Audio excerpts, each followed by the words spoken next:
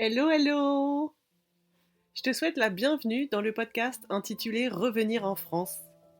Si tu es expatrié, français ou étranger, voyageur, PVTiste ou tour du mondiste, tu es au bon endroit.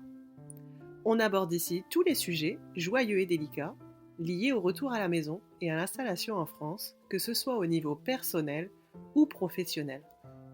Moi, c'est Magali, et je t'aide à comprendre les enjeux liés à un changement de vie comme celui-ci. Mon souhait, c'est de t'accompagner du mieux possible pour ton installation en France.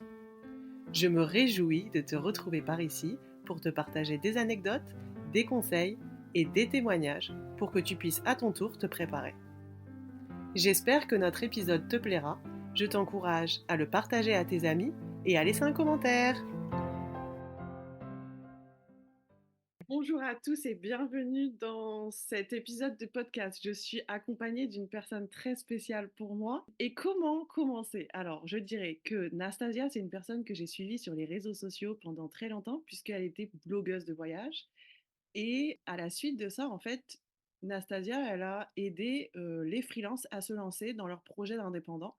Et elle a créé notamment un guide, un livre qu'on peut se procurer, que je m'étais procuré à l'époque. Et ensuite, Nastasia m'a accompagnée, a été l'une des personnes qui m'a accompagnée dans la création de mon entreprise il y a à peu près 4 ans. Et en fait, Nastasia, donc, elle a été voyageuse. Elle est rentrée en France, un petit peu comme nous, toutes les personnes de la communauté. Et après ça, il s'est passé pas mal de choses et elle a changé de carrière plusieurs fois. Et c'est dans ce cadre-là que je reçois Anastasia pour qu'elle nous en dise plus un petit peu sur son évolution, ses changements de carrière, pour vous donner de l'inspiration. Nastasia, merci d'être avec moi et je te laisse te présenter en 3 mots. Oh mon Dieu, bonjour Magali. Merci pour, cette, introduction formidable. Mon Dieu, bah, c'est bon, j'ai de la pommade pour toute l'année, c'est gentil. Alors, donc Nastasia, merci de m'accueillir, en 3 mots. Donc comme je te disais, j'en ai 2. Le premier, c'est ce qu'on me dit souvent, on dit enthousiaste. Alors je vais le dire, avec toute l'humilité du monde, puisque voilà, c'est ce qu'on raconte sur moi. Je dirais entrepreneuse, c'est resté, même aujourd'hui, parce que finalement je prends ce terme pas que comme, une définition de ton travail et de ton statut, mais aussi je trouve que c'est un état d'esprit de vie, d'une certaine manière, que je pense que j'ai gardé comme toi. Donc je dirais entrepreneuse. Troisième, eh ben, je vais dire un peu fofolle, parce que c'est aussi ce qu'on dit de moi. Voilà. Et ben moi, tu vois, j'allais dire pétillante. Ah bah, tu vois? Toujours le sourire, du dynamisme et tout. En tout cas, merci d'être là et merci de prendre ce temps parce que je sais que tu as un agenda qui est plus que chargé. Avant que tu nous parles du coup de tes différentes reconversions professionnelles, de ce que tu fais aujourd'hui, dis-nous un petit peu dans quel contexte tu étais partie à l'étranger il y a quelques années. OK. Donc je repars du début, du premier voyage. On est d'accord. Je vais essayer de faire court. Grosso modo, j'ai 26 ans, donc ça va faire 10 ans, en 2014, 2000 ouais, c'est ça, 2014. Je suis salariée d'une entreprise et cetera et on va dire dans un schéma de vie assez classique, en couple, j'ai un appart et cetera et je sens que je suis pas heureuse. Donc c'est on va dire un très long processus de je suis pas alignée, prise de conscience, c'est compliqué, c'est douloureux, jusqu'au moment où je me décide de mettre «fin» entre guillemets à cette vie, à la fois personnelle et professionnelle, en quittant mon taf et en partant voyager en Australie pendant 1 an avec un PVT et du coup, je pars à l'autre bout de la planète avec mon gros sac à dos et j'achète un van sur place et je fais le tour pendant 1 an. Et grosso modo, je complète avec 2 mois en Asie parce que j'ai pas très envie de rentrer. Je finis quand même par rentrer, 1 an et 2 mois après en France et ce que je pensais être, un break, oui d'1 an, plus on va dire, avant de retourner à ma vie d'avant, s'est transformé en en un nouveau mode de vie, on va dire, avec des reconversions notamment professionnelles. Dis-nous peut-être qu'est-ce que tu faisais professionnellement avant dans cette vie d'avant où tu étais plus forcément épanouie et alignée. Ouais, alors en fait, moi j'ai une formation, école de commerce, bac+5 et cetera et donc je suis spécialisée en marketing à la base. Donc j'ai travaillé comme commerciale, en marketing dans des entreprises. La dernière entreprise que j'ai faite et que j'ai quittée, en l'occurrence, je travaillais dans le jouet, donc moi j'aimais beaucoup, je kiffais, j'étais quand même dans un domaine que j'aimais bien, c'était fun, c'est pas comme si j'étais vraiment malheureuse d'aller au travail, tu vois? Mais je pense que c'était une concordance de Je pense que vraiment le fond du problème, c'était que c'était pas tant: «Oh le travail me plaît pas» et cetera, c'était le mode de vie. Maintenant, aujourd'hui, avec le recul, je peux le dire. En fait, il y avait un côté très routinier pour moi, selon moi, encore une fois. Je sais pas, c'est tous les jours, tu vas au travail, tu pas très libre, en fait, de ton planning. Tu guère que le week-end pour un peu souffler. Tes vacances te sont imposées et cetera. Donc à l'époque, j'avais pas vraiment les mots pour le dire, mais le ressenti, c'était je trouvais ça, je me rappelle, en fait, j'ai commencé à bosser et au bout de même pas, 2-3 ans, je me suis dit: «OK, ça va durer 40 ans, comme ça». Alors que je suis quelqu'un, j'adore travailler, je suis un peu workaholic et tout. Donc c'est pas vraiment le problème de travailler, c'était juste le mode de vie me correspondait pas. Et du coup, donc voilà, bosser en marketing et je savais pas dire, je me suis dit: «Est-ce que c'est le marketing qui me va pas?» Aussi en termes de valeurs, pareil, bon, le marketing, ça peut être très bien, ça peut servir des causes, intéressante. Bon, moi, là, je faisais partie d'industrie, c'est bien, mais c'est un peu de la consommation aussi, donc j'étais pas non plus complètement alignée avec mes valeurs. Ouais, c'était un peu un conglomérat de choses comme ça qui me faisait dire, «Bon, bah, voilà, je fais ce travail, mais je sais pas si ça me correspond». Et donc ça, c'était il y a 10 ans, en fait? Ouais, exactement. Même maintenant, tu peux dire un peu plus, c'était il y a oui, dans 10 ans, c'est ça, 10 ans. OK. 11 ans, parce que ça, c'était le temps de réflexion avant que je parte voyager. En Australie, tu voyages, ensuite tu vas en Asie et ensuite tu Ouais, rentres. Est-ce que tu te 10 ans. souviens de comment tu te sens quand tu rentres après ces 1 an passé de voyage? Je m'en souviens très bien. Et c'est pas cool. On sait que le retour de voyage, c'est pas cool. Bon, moi, là, c'était un voyage, on va dire, entre guillemets, à la fois long pour du loisir et court si versus peut-être d'autres profils de gens expatriés et cetera. Mais, en fait, moi, je suis revenue comme à peu près toutes les personnes qui font un voyage un peu de ce genre de temps. Tu es déphasée. En fait, tu penses que tu vas te remettre dans le moule assez rapidement, même si tu as la trouille et en fait, dans les faits, en tout cas, je parle pour moi, en fait, tu es déphasée parce que tu as tellement vécu une année où tu as appris à te connaître. Moi, c'était ça aussi. En plus, je suis partie loin. Je pense que c'était inconsciemment voulu de d'être seule.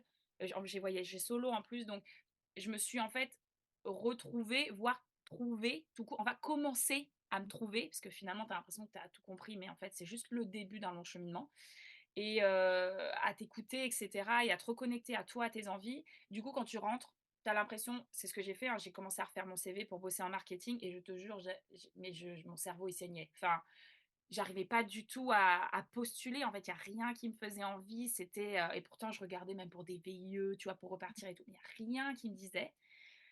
J'ai eu l'extrême chance que j'ai été accueillie chez mes parents qui m'ont pas trop mis la pression. Je sais que c'est pas le cas de tout le monde et en fait, grosso modo, il y a eu à peu près 6 mois de flottement comme ça, où je savais pas trop quoi faire de ma peau, où j'ai commencé un blog de voyage complètement par hasard, histoire de, vomir, mes sensations sur le net parce que je pouvais le dire à personne. Grosso modo, je me sentais complètement incomprise, horrible, tout ça et au bout de 6 mois, je me suis dit: «OK, en fait, je vais pas avoir la réponse en restant assise sur mon canapé». Donc je me suis dit: «J'ai pas la réponse finale de ce que je veux faire, mais je vais activer quelque chose» et j'ai toujours adoré Londres et je me suis dit je l'avais déjà fait quand j'avais 18 ans, quand j'étais à la fac et je me suis dit: «Va bosser là-bas en tant que serveuse, fais ton blog et de là, tu verras ce qui se passe». Et ça, bon voilà, ça c'était le retour. Mais du coup, il y a eu 6 mois minimum de parenthèse, de je sais pas ce que je fais de ma peau, vraiment. Et donc en fait, assez naturellement, tu te dis: «Je repars» et là, tu fais le choix de Londres.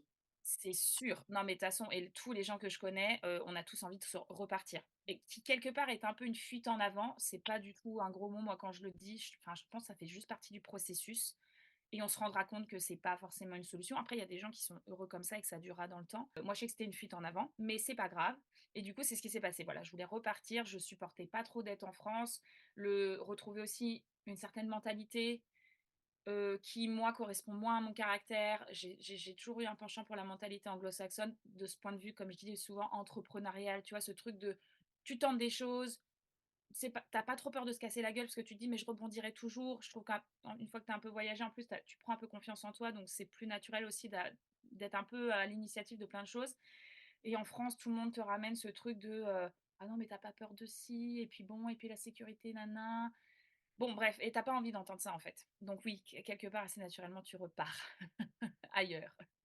Je fais une petite parenthèse parce que c'est vrai qu'on a tendance à se dire, et tu l'as un peu mentionné aussi, bah, je suis pas partie très longtemps, donc techniquement, je devrais pas être trop impactée.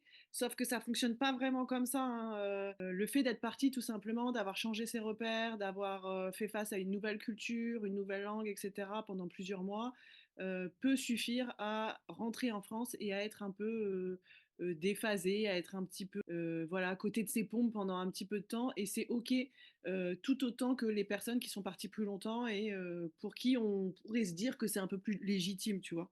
Ouais, Donc, c'est quand même quelque chose que je voulais mentionner parce que c'est important de se dire que chacun vit son retour différemment et on a chacun des émotions qui sont différentes et on le vit différemment et c'est OK.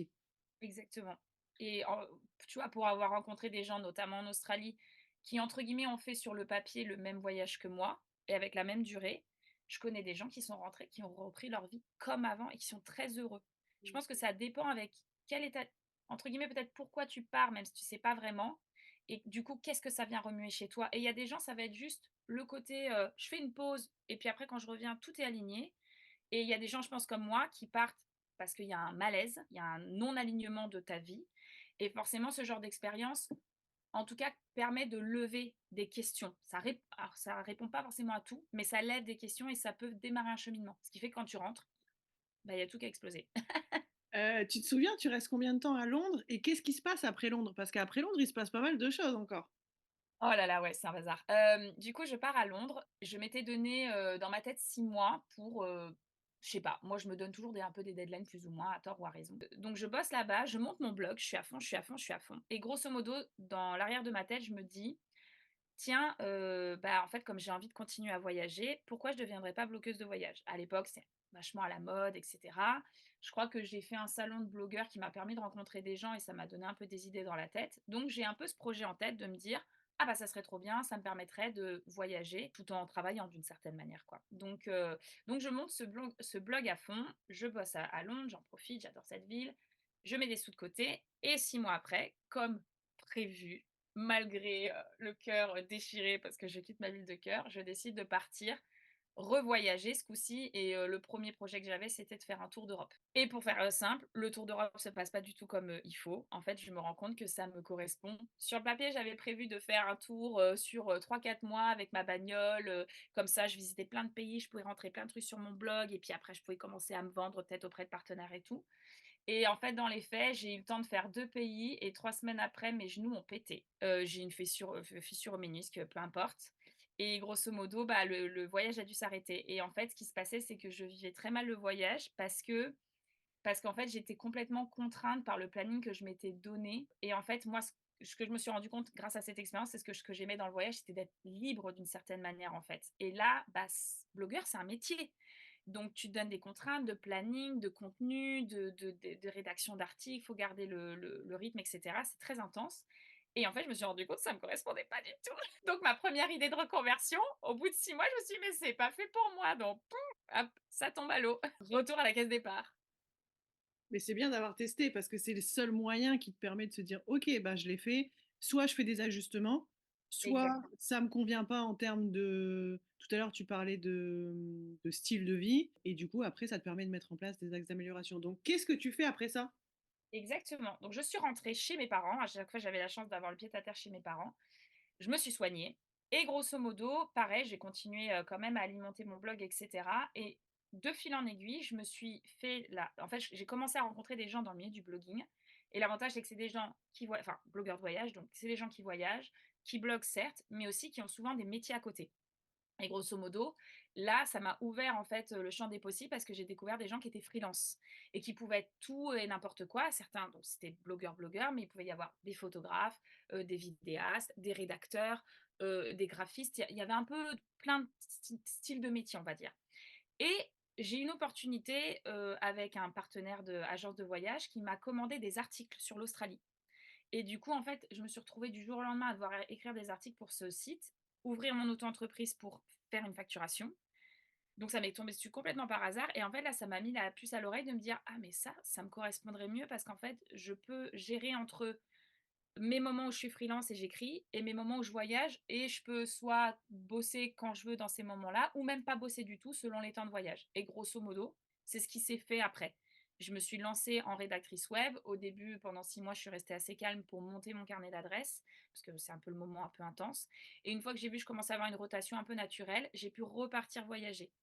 Et je me suis notamment, mon premier truc, ça a été de partir m'installer en Thaïlande carrément. En fait, je suis restée, entre guillemets «sédentaire» en Thaïlande pendant 7 mois Comme ça me permettait de continuer à renforcer mon carnet d'adresses sans être trop, dans tous les sens et au fur et à mesure que je prenais confiance dans mon rythme, bah, je me suis permis plus de voyages un peu nomades à droite à gauche, donc en Asie, en Europe, aux États-Unis et cetera. Donc ça a été, le gros réajustement suite à l'idée du blogging, tu vois? Donc finalement rédactrice web. Et tu t'es formée quelque part pour être rédactrice ou le fait de ta formation de base un peu en marketing, elle était suffisante? Alors, étonnamment, je ne me suis pas formée sur la rédaction parce que la rédaction, j'ai appris toute seule en faisant le blog. Parce que je voyais ce qui marchait pas. En fait, mon blog était un peu finalement Test. mon ouais, voilà, enfin mon petit lieu, on va dire, d'essai pour moi et finalement, bah, en écrivant ça, j'étais obligée de me former aux bonnes pratiques de la rédaction web, donc je me suis formée sur le tas. Par contre, malgré mes études de commerce, j'ai quand même payé une formation pour savoir comment devenir freelance. Parce que finalement, moi, j'étais pas entrepreneur, tu vois? Je savais pas ce que c'était que d'être à son compte. Ça peut paraître pourtant évident en marketing, on sait très bien ce que c'est une cible, trouver une niche, on a des notions de démarchage, mais c'est très différent de le faire dans une grosse entreprise où finalement, tu as d'autres types de missions et de le faire pour toi, que ce soit ton gagne-pain, que tu as le stress de la visibilité financière, qu'il faut s'exposer en disant: «Bonjour, vous voulez travailler avec moi?» Enfin, tu connais? Donc ça peut être les réseaux sociaux, il y a 12 000 trucs donc et en fait ça, j'étais pas du tout enfin je me sentais absolument pas, formée là-dedans. Donc j'ai fait une formation qui pour moi était beaucoup plus adaptée à ce type de profil, malgré mon passif de commerce et ça par contre ça m'a vraiment aidée. Moi avec, ce que j'avais besoin, ça a été plus important de faire cette formation que la formation sur la rédaction, tu vois? Par Donc à ce stade, finalement, tu es nomade, plus ou moins, à exactement, certains moments, parce qu'en fait, tu alternes entre, des périodes dans un pays, des périodes dans d'autres pays, tu voyages, tu rentres et cetera, tout exactement. en travaillant, Ouais.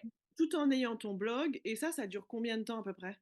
Ouais, j'ai ouvert mon auto-entreprise en 2016 et grosso modo, c'est là où j'ai à peu près commencé à rebondir et à repartir. Je crois que la Thaïlande, c'est à ce moment-là et je dirais qu'en tout et pour tout, j'ai été nomade avec ce rythme-là, pardon, pendant, bah, je dirais 4 5 ans à peu près. Ouais, 4 ans, je dirais. Ça a été entre 2015 et 2010 et 2020. Oui, c'est ça, 4 5 ans à peu près. Où toutes les années, je me réinvente un peu. Il y a des fois où je vais habiter dans un pays.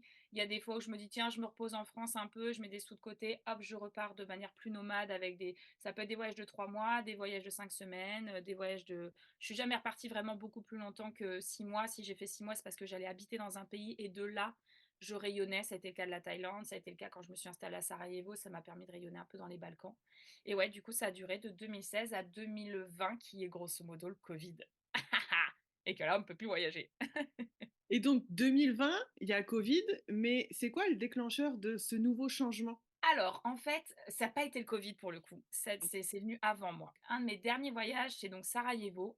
On doit être à peu près en 2019 et ça fait 4 5 ans que je vis dans une valise et dans ma tête et en plus à Sarajevo, je vis avec une amie où on se pose toujours plein de questions et on se pose cette question vraiment de but en blanc. On se dit: «Vas-y, là, tu donnes zéro limite. Vraiment, qu'est-ce que tu as envie de faire dans ta vie?» Bon voilà, tu sais, une fois de temps en temps, on se pose cette question et du coup, je me rappelle très bien de cette discussion avec cette amie et je lui dis, c'est la première fois de ma vie que j'arrive à verbaliser le fait que j'aimerais peut-être monter sur scène un jour. Je sais pas exactement quoi, comment, qu'est-ce. Depuis que je suis gamine, je me déguise, je danse, je chante, je nanana sur, les cassettes Disney, tout ce que tu veux. Mais je n'ai absolument jamais envisagé dans ma vie que ce soit un métier et les rares fois où je l'ai envisagé, on m'a toujours dit: «C'est pas un métier». Donc moi dans ma tête, c'est loin, loin, loin, loin, loin et quand je lui verbalise ça, je pense que l'idée c'est juste, je peux pas vraiment avoir même ne serait-ce qu'une activité de loisir vraiment, artistique, ne serait-ce que reprendre la danse. Bah, en fait, je trouvais ça difficile avec, mon mode de vie, en fait, tu vois? Et je sentais que j'avais envie. J'avais envie, ça me triturait un peu la tête et du coup, voilà, il y a un truc qui s'est commen qui a où j'ai commencé à me dire: «Je vais peut-être me resédentariser pour pouvoir avoir accès à d'autres activités que je peux pas faire en voyage». Autre idée et retour à un autre mode de vie, avec ses pour et ses contre. Donc voilà, ça a commencé comme ça. OK. Comment elle se fait la transition d'une vie nomade à une vie posée et d'une vie d'entrepreneur à une vie que tu vas nous décrire là? Alors, c'est ce que je dis toujours, ça se fait pas du tout comme tu pensais. Grosso modo, tu as l'idée et après tu actives et il faut être open parce que ça en fait, c'est un cheminement. Moi, c'est ce que je quand je regarde un peu avec le recul maintenant, certains trucs que j'ai fait, je me dis: «Oh, mais le temps de cheminement» et en fait, il faut accepter que tu as pas les réponses tout de suite. Donc, pour essayer de faire un peu simple, 2019, je me dis ça, je me dis: «OK, dans quelle ville je pourrais me resédentariser?» et ma première idée, c'est Londres, parce que ça reste ma ville de cœur et cetera. Donc on arrive à peu près à fin d'année 2019, je rentre en France, je vois plein de copains de France que je vois jamais et je leur dis: «Dans un mois, je suis partie à Londres». Mais vraiment, moi, dans ma tête, c'est bon. Truc qui m'arrive jamais d'habitude, je me fais embrigader par les copains qui me disent: «Ouais, on te voit jamais, tu veux pas rester un peu à Paris, mais genre, 2 semaines», tu vois? Et moi, je suis pas une grande fan de Paris de base et du coup, je dis: «Ouais, mais OK, mais 2 semaines». Les 2 semaines se transforment en mois où j'ai plein de potes blogueurs qui sont jamais là, donc forcément, ils me prêtent leurs apparts. Donc en fait, je me retrouve déjà de janvier à mai dans des apparts gratos à Paris, donc et Londres n'arrive pas. Je commence à reprendre des cours, de danse comme je le voulais, je teste du stand-up, des stages de théâtre. Je commence à me projeter et donc en mai, je prends un appart à Paris. Voilà, truc pas prévu.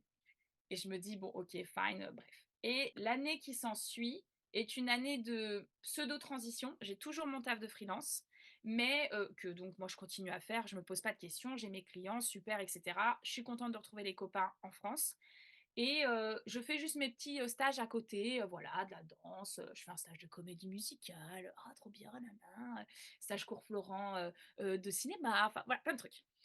Et je te le dis, accessoirement, parce que ça, je fais ça un peu l'été et je pense que ça m'a énormément remuée. Quand tu es jamais montée sur scène, moi, j'y suis allée, je sais jamais faire les trucs à moitié. Direct, je fais du stand-up, tu vois? Enfin, c'est le truc le plus violent du monde de te mettre à nu devant des gens qui rigolent pas. C'est horrible.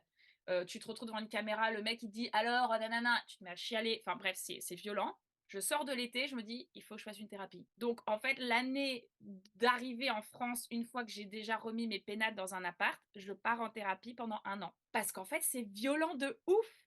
Moi, j'étais en mode, je vis dans une valise, j'ai pas de lendemain, c'est génial et tu te retrouves dans un appart. C'était très bien, j'étais contente de retrouver un peu le confort d'un appart, ça encore une fois, il y a du pour et du contre. Mais du coup, psychologiquement, tu dis: «Waouh, OK, j'ai des trucs à régler, en plus avant peut-être d'initier, d'autres choses dans ma vie, quoi» et donc j'ai trouvé que ça a été très bien de faire ça. Donc la thérapie, elle sert à mieux gérer cette transition entre ces 2 modes de vie et ce changement de vie pro? Oui, alors je dirais, j'ai pas tant parlé du côté, retour à la sédentarité en thérapie, mais d'une certaine manière, oui. Par contre, sur le côté professionnel, oh oui, 400 c'est ça qui m'a aidée. C'est ça qui m'a même, débloqué la première partie, c'est sûr. Donc chacun fait ce qu'il veut. Moi, j'étais réceptive, je me suis toujours dit: «Oh tiens, ça m'intéresserait», j'ai toujours bien aimé la psychologie, donc voilà, tout le monde n'est pas obligé de faire une thérapie.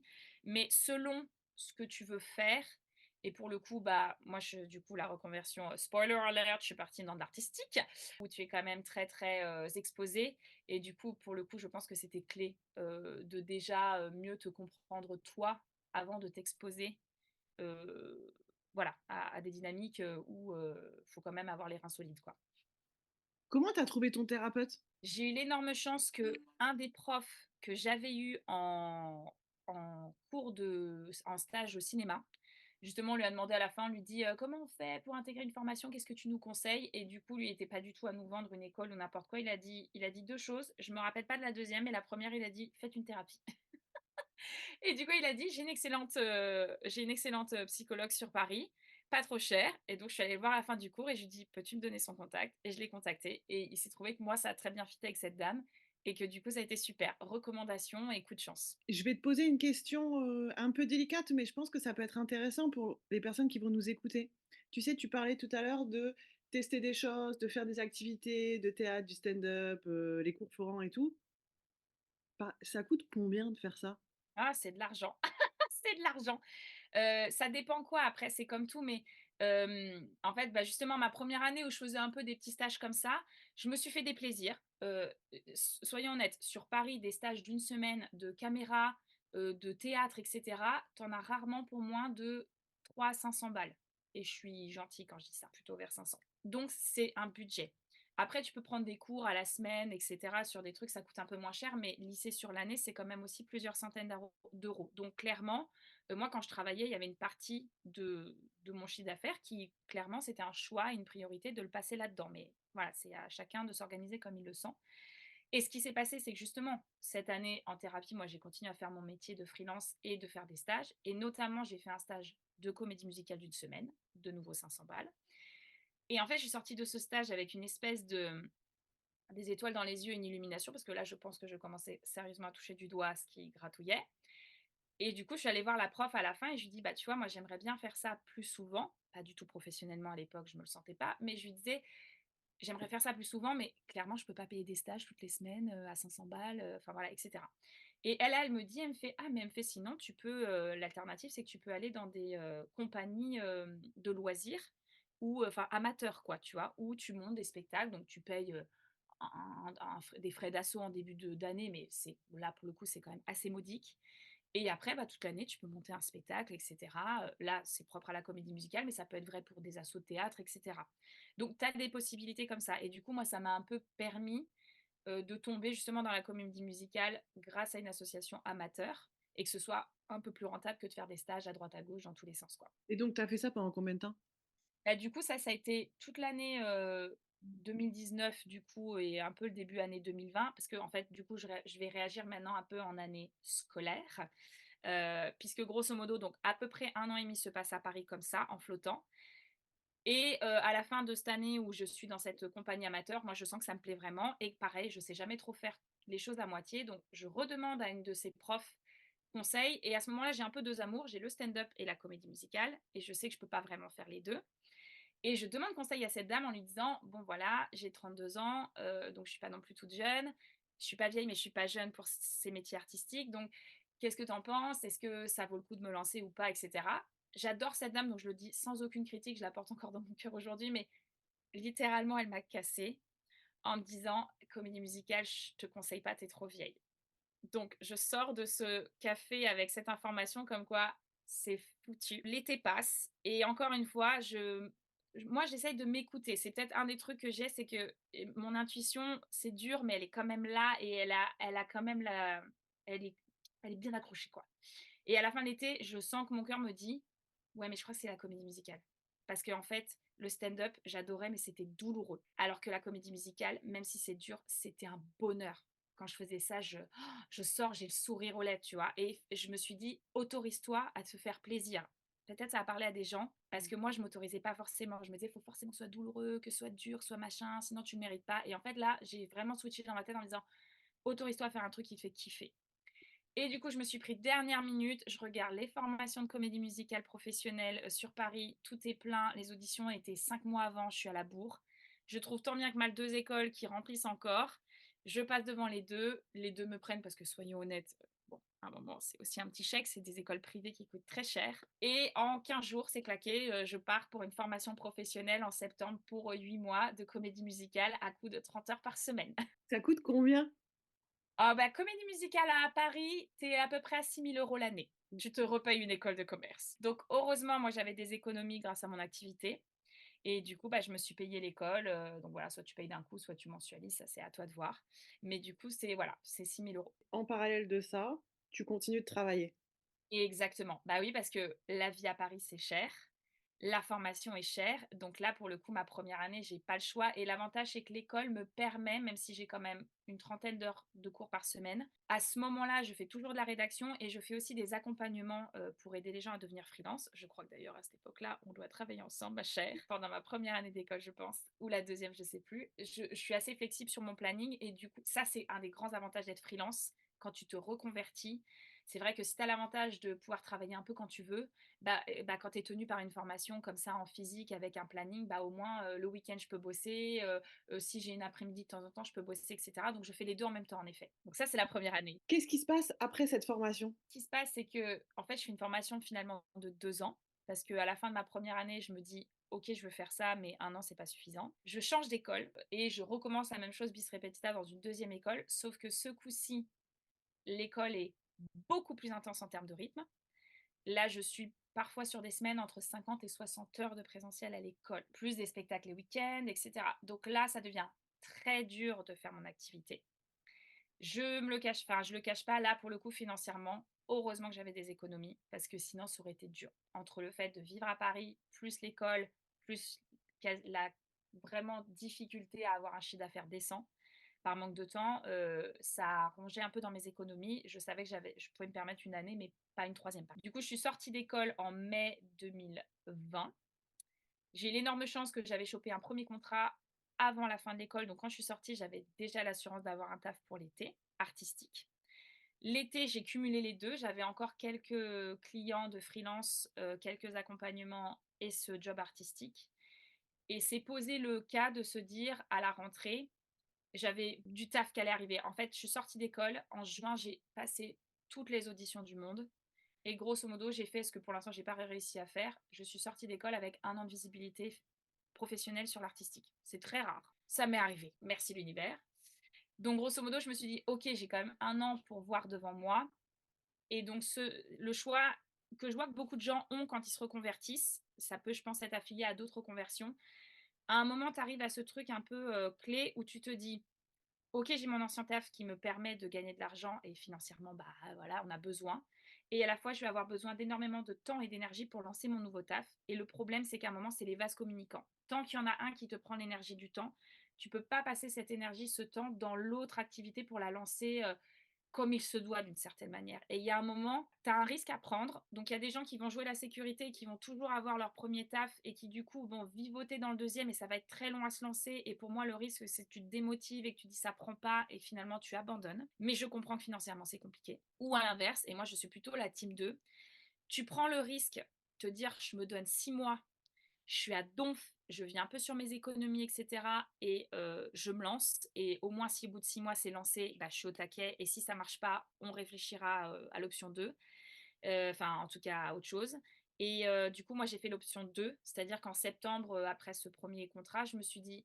«OK, j'arrête tous les accompagnements, j'arrête toute la rédaction. Je ne fais que de l'artistique, j'essaye de travailler à fond là-dedans et si au bout de 6 mois, j'arrive à être stable avec ce métier-là, je ne fais plus le métier de freelance parce que je pourrais pas faire les 2 et ça m'intéresse pas de faire les 2. Et si dans 6 mois, j'en vis pas, bah, je réfléchis à refaire des articles et cetera et à tout simplement gagner de l'argent. Et moi, j'ai eu la chance, bon, accessoirement, je me reconvertis dans de l'artistique. On a l'énorme chance qu'en France, nous avons l'intermittence. J'ai découvert le statut d'intermittent, certes précaire, mais quand même, quand tu viens de l'entrepreneuriat et que du jour au lendemain, on te dit, une fois que tu as rempli ces conditions, tu gagnes un salaire minimum pendant 1 an, que tu travailles ou que tu travailles pas. Moi, j'ai trouvé que c'était formidable parce que bah, quand tu es à ton compte le mois d'après, tu sais pas combien tu gagnes, plus ou moins. Que là, tu as 1 an de visibilité. Donc en fait, moi, je suis passée de auto-entrepreneuse à intermittente, mais c'était casino, tu vois, une fois que j'ai ouvert mon intermittence.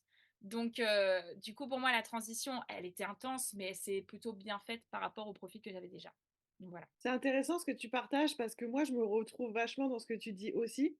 Parce que tu sais, moi, avant de créer l'entreprise, je suis rentrée en 2020, j'ai été salariée pendant 6 mois et on Mmh. m'a proposé un CDI en parallèle de ces 6 mois. En fait, moi, j'avais ma page Facebook, etc. Enfin, j'étais vraiment active. Et en fait, j'ai vraiment fait le choix de dire, OK, non au CDI parce qu'à un moment donné, je ne peux pas passer 8 heures de ma journée dans un taf salarié et passer mes week-ends à développer un projet. Enfin, en fait, je pense qu'il faut se donner aussi les moyens de ses ambitions. Et donc, D'accord. ben, en effet, j'ai refusé le CDI, le contrat s'est arrêté et j'ai pris 3-4 mois pour ben, vraiment peaufiner, être accompagnée aussi par toi et par une autre personne pour tout ce qui est ma posture d'entreprise, définir mon offre, voilà, approfondir encore tout cet aspect réseaux sociaux, etc. Et après, j'ai lancé. Donc oui, il y a eu aussi cette période d'incertitude, de battement entre, 2 situations, mais qui a permis quand même d'être beaucoup plus focus, de beaucoup plus pertinent. J'avais plus de temps, enfin donc je comprends, c'est important ce que tu dis parce que c'est vrai que cette transition, elle est pas facile, surtout au niveau financier, finalement. C'est souvent ça que c'est là où le bas blesse, ça va être souvent être le financier parce que forcément, comme tu dis, le temps que tu passes plus dans une activité qui te gagne de l'argent, bah, en fait, ça veut dire moins de sous, voire pas du tout quand tu as été salarié et que tu arrêtes. Mais tu vois, ça fait quand même ma deuxième reconversion professionnelle dans, en plus, 2 milieux qui n'ont rien à voir, mais s'il y a bien un dénominateur commun et pour le coup, c'est exactement ce que tu dis, c'est qu'il y a un moment ou un autre, le fait de te lancer dans une activité, quelle qu'elle soit, surtout quand c'est à ton compte, en fait, tu vois? Parce que bon, salarié, bon, bah, OK, le jour où tu es embauché, tu sais qu'un mois après, tu touches ton salaire et cetera. Mais quand c'est des activités à ton compte et même n'importe quelle reconversion finalement, peut-être que tu as besoin de te former avant même de choper un job qui soit salarié ou pas d'ailleurs. En fait, je trouve que tu as besoin et il faut accepter le fait que, comme tu dis, que tu vas y passer l'énergie à la hauteur de tes ambitions. C'est vraiment ça pour moi parce que sinon, bah, le risque, c'est que tu vas toujours vivoter entre les 2 et en fait, bah, ça va se déliter et c'est trop dommage, quoi. Donc c'est intense, ça fait peur parce que tu as pas de visibilité, parce que c'est finalement tu prends un risque ou take a chance comme diraient les Anglais, mais au moins tu as la réponse.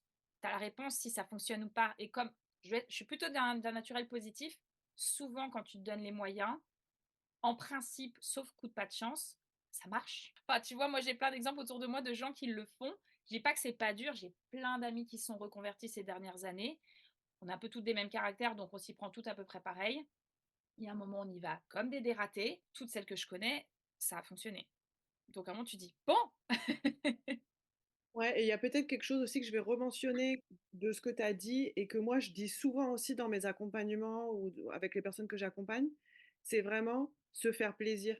Parce que même quand on cherche un taf, ce que je dis souvent, c'est même le job qu'on dit alimentaire, il pourrait être un job dans lequel on s'épanouit. Tu vois? Totalement. Dans un environnement qui nous convient. Ouais. On n'est pas obligé d'aller subir. Donc la notion de plaisir, que ce soit dans sa formation qu'on va faire, dans la reconversion pro qu'on donne ou dans même le métier ou l'entreprise qu'on choisit, bah, en fait, ça doit nous porter parce que du coup, nos démarches, elles sont complètement différentes de si je suis motivée, si je suis boostée, si je suis portée, que si je suis freinée ou si je suis pas bien dans mes pompes, quoi. Ah mais exactement, en plus c'est ça, comme ça demande quand même beaucoup de temps et d'énergie, bah, c'est sûr que si tu es un minimum motivé par ce que tu fais, aligné et cetera, tu vas tellement décupler ta capacité de travail, de motivation, d'efficacité, d'idées, de créativité, de tout en fait, quoi. Et tu vois, moi mes potes justement là qui sont reconvertis, à chaque fois c'est dans des métiers passion en fait, hein, de base, tu vois? C'est des sujets pour lesquels elles ont toujours été passionnées, c'est des compétences qu'elles ont toujours eu naturellement, pour lesquelles c'est ce que j'appelle leur zone de génie, tu vois? Ça va être souvent des coachs, des accompagnatrices dans des sujets bien précis. Mais et c'est ça, en fait. Et c'est vrai que cette notion de plaisir, tu vois, moi, ça a vraiment demandé un switch dans ma tête. Parce que c'est vrai, quand on parle de travail, après, ça peut dépendre de l'éducation, le passif de chacun, mais il y a cette notion de bah, je vais quand même pas faire ça professionnellement, c'est un peu abusé quand même, tu vois, c'est un peu genre trop cool. Bah oui, alors c'est cool et non en plus, tu vois, parce que même les métiers plaisir, moi j'adore ce que je fais aujourd'hui. J'ai jamais autant bossé de ma life, hein, tu vois, je veux dire, parce que justement, les places sont chères, ça se mérite. Mais par contre, tu sais, il y a des fois, tu prends du recul et tu te dis: «Putain, aujourd'hui quand même». Tu sais, encore hier, j'étais en cours de danse, j'étais en train de mais transpirer ma rage, j'arrivais pas à faire la moitié des gestes. Mais tu vois, moi j'adore le film Flashdance. Il y a un moment, j'ai un truc, je me suis dit: «Eh, ma vie, c'est un peu Flashdance comme ça. Aujourd'hui, je vais en cours de danse, je bosse pour ça. Samedi, je passe une audition. C'est quand je rentre, j'apprends des chansons. Ah, c'est trop cool, tu vois? Dimanche, je joue». Non, mais tu vois pas, tu te dis, c'est du boulot, mais par contre, l'énergie, tu la trouves parce que quand tu te lèves le matin, mais t'en peux plus. Tu es trop content, quoi, tu vois? Donc finalement, il y a à peu près une année où tu vis sur tes économies. Bah, ouais, ma deuxième année d'école, on va dire que j'ai des rentrées financières, mais j'en ai très peu. Donc oui, quasiment, quasiment. Je suis à peu près, on va dire, j'arrive à rentrer, ce qui me permet de payer ma vie à Paris, mais tu vois, tous les extras de l'école, la formation et cetera, je c'est mes économies. Ce fameux blog de voyage que tu, inities, quand tu es à Londres, il dure pendant combien de temps? Mais il est toujours vivant. Finalement.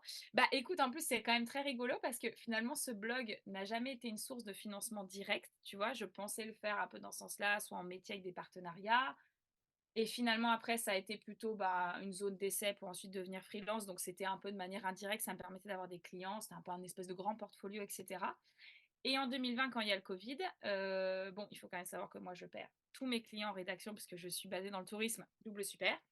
Et du coup, je fais ce que je m'étais jamais motivée à faire. J'installe ce qu'on appelle de l'affiliation sur le site, qui permet en fait d'avoir des commissions quand les gens achètent des hôtels, des machins, des trucs, des muches, sans aucune, comment dire, vraiment arrière-pensée, si ce n'est de me dire: «Bah, moi, je serais formée là-dedans, je l'ai fait, ça va me faire 30 balles par mois, tu vois? Et puis, ah, voilà, ça me forme. Et en fait, aujourd'hui, finalement, avec le recul, aujourd'hui, je l'alimente plus. Bah, en fait, ça me rapporte, plusieurs milliers d'euros par an. Donc finalement, ça me permet aussi de pas avoir tous mes œufs dans le même panier. Bah, j'ai l'artistique qui fait clairement 80 facile de mon chiffre d'affaires. Mais bah, j'ai ce truc-là à côté où je me dis: «Bon, bah, c'est bien, ça me fait aussi des petits sous». Donc mon blog vit toujours et ça me ramène même de l'argent. Improbable. Félicitations. Comme quoi tout ce qu'on a créé, même il y a 10 ans, bah, ça peut encore contribuer aujourd'hui à, bah, un aspect financier. Peut-être ce qui, au début, a contribué à une source d'apprentissage, peut-être de plaisir, de partage de mes aventures, et cetera. Aujourd'hui, ça contribue à cette vie que tu as à Paris au niveau financier et cette reconversion professionnelle que tu as eue aussi. Ah mais totalement et j'ai même envie de te dire, tu vois, là, on parle du financier, mais je rebondis parce que pour moi, là, tu as touché le doigt du truc. Je rigole même des fois de me dire: «Mais c'est comme si mon parcours depuis 10 ans, il y avait rien au hasard». Parce que en fait, je n'aurais jamais réussi à faire le métier que je fais aujourd'hui sans les compétences que j'ai acquises dans ces 10 ans de cheminement, tu vois? Et évidemment, je me suis formée sur la partie artistique parce que ça s'invente pas. Mais tu vois, c'est pour ça que je te disais tout à l'heure quand tu me demandais: «Ouais, définis-toi en 3 mots», je t'ai dit entrepreneuse et en fait, moi encore aujourd'hui, je trouve qu'en tant qu'artiste, mais c'est tellement similaire à ce que je faisais quand j'étais, à mon compte parce qu'en fait, on est encore à notre compte. C'est juste que le fonctionnement de paiement est un peu différent. OK, il y a un statut d'intermittence qui est propre aux artistes, mais par contre, je dois trouver des contrats, je dois démarcher constamment. La différence, c'est que le produit, c'est moi. Donc, émotionnellement, c'est un peu différent, mais ça, c'est un autre truc. Je dois renouveler, je dois continuer à me former pour être sharp, parce qu'il y a de la concurrence, parce que les demandes évoluent, etc. Et j'ai pas forcément de. J'ai un peu de visibilité financière grâce à l'intermittence, mais je dois quand même renouveler tous les ans, idéalement, ce statut. Donc, c'est pas forcément gagné. Donc, tu dois faire face à ça aussi. Je dois gérer ma compta, etc., de l'administratif, des mails, mon planning qui change tout le temps. Tu vois, d'une semaine sur l'autre, c'est jamais la même chose, contrairement à une vie plus salariée, on va dire. Donc, je me dis, mais heureusement que j'ai fait ne serait-ce que déjà mon activité professionnelle antérieure à mon compte parce que ça m'a tellement préparé le terrain. Tu vois, je me dis, j'aurais dû tout faire en même temps, artiste, entrepreneuse. Enfin, tu vois, tout d'un coup, c'est chaud. Alors que là, en fait, j'ai eu finalement des espèces de transitions. Et puis la partie voyage, ça a été le terreau de base de prendre confiance en toi, te dire que tu es carrément plus capable que ce que tu pensais, tu vois. Enfin, moi, je me revois il y a 10 ans, je suis salariée dans une boîte, tu me dis aujourd'hui ce que je fais, je te ris au nez, mais je te ris au nez, tu vois. Genre, c'est tellement pas. C'est même pas que c'est improbable, ce n'est même pas dans mon cerveau. L'idée n'est même pas dans mon cerveau. C'est même pas autorisé, tu vois. Et là, je peux le faire et j'en mais c'est clairement le résultat de 10 ans de cheminement, d'essais, de foirage, de comme tu dis, d'ajustement, de s'écouter, de te dire: «Bon ça j'aime bien, ça j'aime moins» et cetera. Voilà. Félicitations, franchement, ces 10 années, c'est juste fou. Ça prouve bien que quand on veut, on peut, quand on est motivé, on y arrive. Avec le recul, toi, comment tu vois les choses par rapport à tout ce que tu as mené ces dernières années? Et puis peut-être sur le fait d'avoir osé faire ça, qu'est-ce que tu auras envie de dire? Disons que je me dis: «Mais heureusement que je l'ai fait». Tu vois? Enfin, je me dis: «Mais heureusement que je suis partie à l'autre bout de la planète dans ce van-là», qui était le début d'une longue série de je savais pas trop quoi. Parce que pour moi, c'est le des fois je le dis en rigolant, mais je dis: «Ce voyage, ça a été le premier jour du reste de ma vie». C'est vraiment ça. En fait, il y a une vie avant et il y a ma vie d'après, dans laquelle je suis à l'heure actuelle, qui change. Oui, OK, le boulot change et cetera, mais l'état d'esprit, c'est une mouvance dans laquelle je suis et tu vois, même au final, tu me demandes ça et je me dis: «Mais continue à te faire confiance, en fait. Continue à tester des choses et cetera». Parce que bon, c'est normal, on a toujours plus ou moins pas confiance, on se remet toujours en question, on se dit: «Ah, je vais pas y arriver, nin Mais en fait, tu vois, quand tu regardes ça, tu te dis: «Mais continue à tester» parce que c'est je me rappelle à l'époque, je faisais beaucoup de développement personnel, il y avait un peu des trucs comme ça, genre, c'est là où ça, c'est ta zone de confort et il y a le petit point en dehors du rond où ça te dit: «Là, c'est là où il y a la magie». C'est cliché, mais c'est tellement vrai, en fait, parce que c'est quand tu oses ouvrir un peu le champ des possibles qu'en fait, bah, il y a d'autres opportunités auxquelles tu aurais jamais pensé qui se présente, qui se crée et plus tu t'en rapproches, plus tu dis: «Ah bah, je suis capable» et puis un jour, bah, tu y es et du coup, tu dis: «Bon, bah, maintenant que j'ai fait ça, je peux aller encore plus loin» et du coup, c'est oser, continuer à oser et se faire plaisir, ça, c'est trop bien. Et moi, je rajouterais quand même, il y a quelque chose d'important que tu as mentionné, c'est on t'a dit que non, que ce serait pas possible. Et Ouais, finalement, bah oui, il y a eu un coup dur, mais ça, pour autant, ça t'a pas découragé pour le faire quand même et pour suivre ton intuition à toi. Donc, peut-être pour les personnes qui nous écoutent, ben écoutez-vous et suivez votre instinct. Et la vie des autres, ben c'est juste la vie des autres, quoi. c'est un avis. Ouais, Il faut se faire confiance et c'est possible. totalement, exactement. Bah, tu vois, après ça dépend aussi l'état d'esprit de chacun. Moi, j'ai quand même un côté un peu rationnel, ça, c'est peut-être aussi ma formation d'avant. Mais en fait, à partir du moment où tu as un projet un peu carré dans ta tête ou en tout cas que tu sais être stratégique. par rapport à ce qu'il y a en face, le marché quel qu'il soit et je dis vraiment ces termes et je suis artiste et je réfléchis en termes de marché et je me dis: «OK, heu, quel emploi tu peux remplir?» et en fait, il y a des opportunités. Donc en fait, c'est possible pour tout le monde, bien sûr. Est-ce que tu veux nous dire quelques mots sur qu'est-ce que tu fais concrètement aujourd'hui? Tu chantes, tu danses, tu qu'est-ce qui se passe? Et tout! Bah, disons que oui, alors si je devais définir, sur mon CV, c'est marqué comme tel, je suis comédienne, chanteuse, danseuse. Parce que du coup, ayant fait une formation de comédie musicale, tu fais les 3 disciplines et du coup, bah, j'ai, des contrats qui, du fait d'avoir les 3 disciplines, peuvent être diverses et variées, mais grosso modo, le central, c'est toujours comédienne. Je joue dans des pièces de théâtre, ça peut être des pièces de théâtre classiques, ça peut être, des pièces de théâtre immersives, j'en fais pas mal, ou théâtre 360, les gens viennent te parler, tu peux faire de l'impro et cetera, ça j'adore. J'ai des pièces de théâtre où, bah, justement on va me demander de chanter ou et de danser, ça dépend. Donc voilà, donc grosso modo mon quotidien c'est, plusieurs contrats, parfois en même temps. Là par exemple en avril, je vais jouer dans un spectacle sur, les reines de France dans la basilique Saint-Denis. Donc là c'est plutôt 100 théâtre, immersif du coup avec les gens qui se déplacent. Je vais avoir un autre contrat immersif en mai-juin, dans un cabaret années 50 où je chanterai a priori. Cet été, je refais un spectacle, adapté du roman de Gatsby à Nice, dans un grand palace, où là, c'est aussi l'immersif d'ailleurs. Voilà, samedi, j'ai une audition pour une comédie musicale. Voilà, c'est varié, ça dépend. Ton quotidien, c'est quoi aujourd'hui? C'est le bordel. Et c'est pour ça que j'adore, c'est que chaque semaine, ça change. Bah, tu vois, là, par exemple, janvier, février, mars, j'ai un tout petit peu moins de contrats. J'en ai, mais beaucoup moins que j'ai eu, par exemple, de septembre à décembre. Donc là, j'ai repris des cours. Je prends des cours de danse, des cours de chant, des cours de théâtre, d'impro, et cetera. Donc ça rythme mes semaines avec, des contrats que j'ai sur tout le week-end sur du théâtre jeune public. Voilà, donc ça, c'est à peu près ma semaine. Là, je suis allée voir plein de spectacles aussi parce que ça te permet de rencontrer des gens, de réseauter. J'ai une chorale aussi, donc comme ça me permet de travailler mes armeaux et de rencontrer des gens du milieu de la comédie musicale. Donc c'est un peu tout ça en même temps.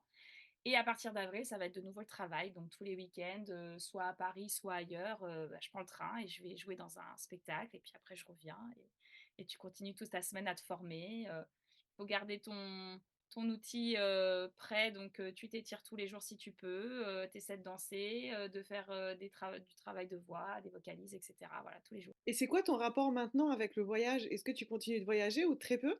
Et beh, très peu du coup, je crois que mon dernier voyage remonte en hors France, remonte à 2020, novembre 2020 où je suis allée au Pays de Galles. J'ai fait un road trip comme j'adore faire et je voyage un peu maintenant plutôt en France quand j'ai des tournées et cetera par la force des choses, mais pareil comme je suis en reconversion, bah, là de nouveau j'ai pas trop le temps de prendre des congés, très peu et pas très longs.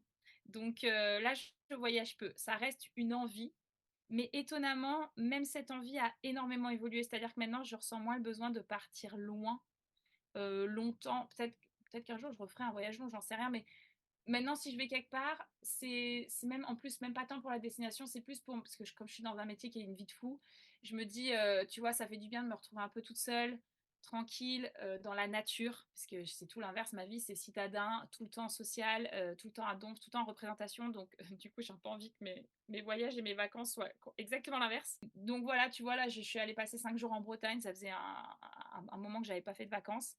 Donc, j'ai fait 5 jours en Bretagne, dans l'air iodé, ça m'a fait un bien fou. Mais tu vois, pour l'instant, pas de projet de voyage spécifique à court terme et c'est pas grave, ça me va. Parce que je suis heureuse dans ce que je fais, donc j'en ai pas le besoin, en fait. Et la vie parisienne alors? Pour quelqu'un qui ne voulait pas vivre à Paris, ça fait quand même quelques années là, ça fait 4 ans que tu vis à Paris? Ouais, tu vas même pouvoir dire 5 ans, parce que je suis arrivée en 2019, donc c'est ça. Écoute, ça reste un des compromis que je fais dans ma vie. C'est-à-dire que j'adore, les opportunités que ça me donne, mais je ne reste pas une amoureuse de Paris. Mon cœur sera toujours à Londres. Des fois, j'ai aussi à me dire: «Je pète tout, je vais à Londres», mais maintenant que j'ai commencé à faire mon réseau professionnel ici, c'est vrai que j'ai pas forcément envie de le lâcher. Donc j'accepte le fait que c'est pas maintenant et c'est pas grave et je prends tout le positif qu'il y a. C'est parce que voilà, il y a déjà plein de spectacles à faire, plein de gens à rencontrer, plein d'opportunités à prendre et je prends le positif de la ville parce que ça reste une très belle ville. Mais ça me draine un peu. Donc voilà et justement, j'y réfléchis, pour y remédier, dans mes projets à on va dire à moyen terme. Est-ce qu'on conclut avec, un dernier conseil que tu voudrais donner à une personne qui veut changer de métier? Ah, je pense que c'est un peu ce qu'on s'est dit tout à l'heure, j'aurais envie de dire, prioriser ce qui fait plaisir, sur peut-être la raison, ce qui semble logique. Plaisir et foncer, mais vraiment foncer. Je sais que ça paraît tellement basique de dire ça, mais se faire confiance et y aller.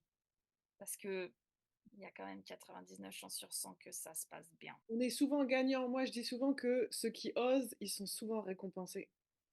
Et écoute, c'est ce que je disais tout à l'heure, quand je fais le point de personnes autour de moi qui se sont reconverties, j'ai très peu d'exemples, j'en ai même pas là en tête, qui n'ont pas réussi. Ils ont bossé et ça a marché. Donc on a envie d'y croire.